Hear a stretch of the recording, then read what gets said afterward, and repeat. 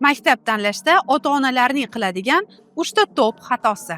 Birinchisi, ko'p ota-onalar o'z orzusidagi maktabni bolaga sovg'a qiladi.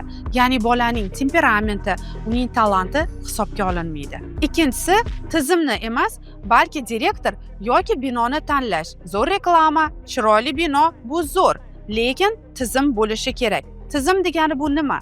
Darsdan tashqari bolani o'stiradigan, jamiyatda o'z o'rnini tez topib ketadigan tadbirlar maktabda bo'lishi shart. Bu xalqaro olimpiadalar yoki jamoaviy interaktiv tadbirlar bo'lishi mumkin. Uchinchisi, o'quvchilarning xalqaro sertifikat olishini e'tibordan chetda qoldirish.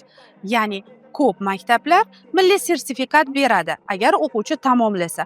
Lekin siz uni chet elda o'qishini davom ettirmoqchi bo'lsangiz, sizga qo'shimcha sertifikatlar kerak. Masalan, IELTS, TOEFL, SAT va hokazo. Agar siz tanlagan maktab bu sertifikatlarni bermasa, bu deganiki qo'shimcha vaqt va pul.